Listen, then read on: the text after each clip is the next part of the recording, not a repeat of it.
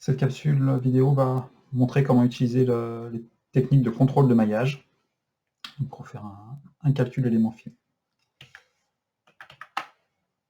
Donc l'objectif, c'est d'étudier cette pièce en traction. Le calcul donc, a déjà été mis en données et exécuté.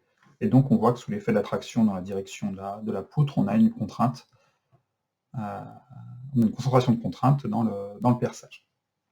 Et donc l'objectif de cette capsule va être de voir comment on peut améliorer un peu le maillage pour avoir une meilleure précision dans ce rayon de congé. Donc l'idée générale va être de jouer sur le maillage. Donc on va commencer par définir manuellement une taille de maille globale sur toute la pièce, qu'on va mettre de 3 mm. Pour cet exemple, donc on a notre maillage de fond qui vaut 3 mm, et on va rajouter ce qu'on appelle un contrôle de maillage. Pour trouver cette option, on fait un clic droit sur maillage, définir un contrôle de maillage. Donc c'est une option qui permet de définir localement la taille de maille. Donc on veut, dans le perçage, une taille de maille plus fine. Donc on va mettre ici 1 mm. Donc sur cette surface, on a une taille de maille d'1 mm, et avec un facteur de grossissement, on va mettre de 1,2. Donc ça veut dire qu'un élément qui fait 1, l'élément voisin, s'il doit être plus grand, fera 1,2.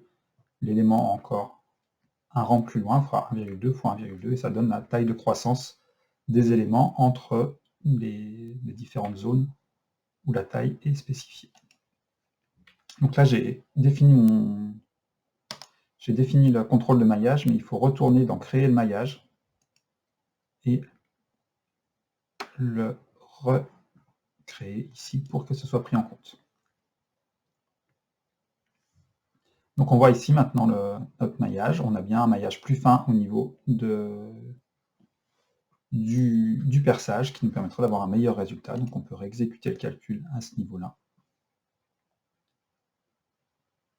Donc le calcul est un tout petit peu plus long puisqu'on a un maillage un peu plus fin, un nombre d'éléments plus grand, et on a une très bonne, on a une meilleure capture de la concentration de contrainte dans la zone du perçage.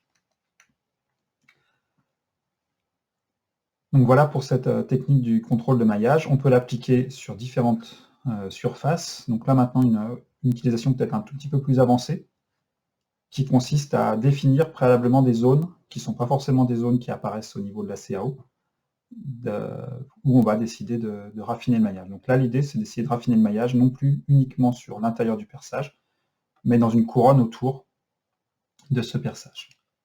Donc j'avais préparé donc une esquisse que je réactive ici, donc il y a un rond concentrique au perçage, et on va, avec l'outil fonction ligne de séparation qui se trouve dans courbe, définir des surfaces supplémentaires où on pourra appliquer notre contrôle de maillage. Donc on va travailler donc avec cette esquisse qui a été définie, et par projection, on va venir couper les faces qui sont représentées ici en bleu. Et donc l'esquisse va être projetée en découpe à travers tout ça, et on voit apparaître ici une couronne ici, les petites bandes ici, et la deuxième couronne en dessous, qui nous permettent de définir le maillage, qui va nous permettre de définir le maillage. Donc une fois cette subdivision des surfaces faite, on peut retourner donc sur notre calcul de statique. Il y a quelques croix rouges qui sont apparues, parce qu'on a changé les surfaces, donc il faut redéfinir quelques éléments. Donc le plan de symétrie notamment, il y a des nouvelles surfaces qui sont apparues, donc il faut redonner les plans qui sont concernés par le plan de symétrie. La force aussi, qui doit être redéfinie.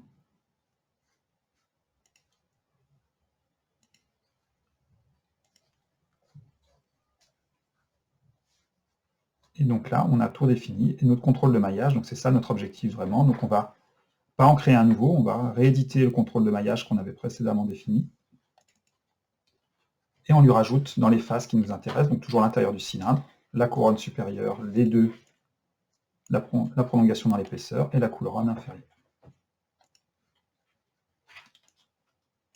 Donc on a notre contrôle de maillage qui apparaît là en violet. On peut recréer le maillage pour voir à quoi il ressemble.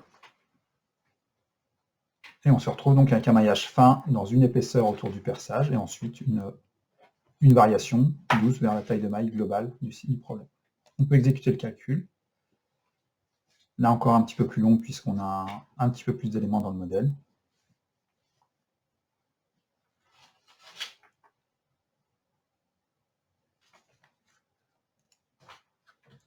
Donc quelques secondes après, le résultat est obtenu et on a notre résultat qui apparaît ici, qui a été fait avec ce maillage adapté. Donc on peut voir ici en superposition du résultat. Donc voilà pour cette vidéo sur le contrôle de maillage. Donc c'est un moyen manuel de définir la taille de maille locale dans une pièce, et donc de laisser le choix à l'utilisateur de définir là où il décide de mettre des éléments pour avoir une meilleure précision.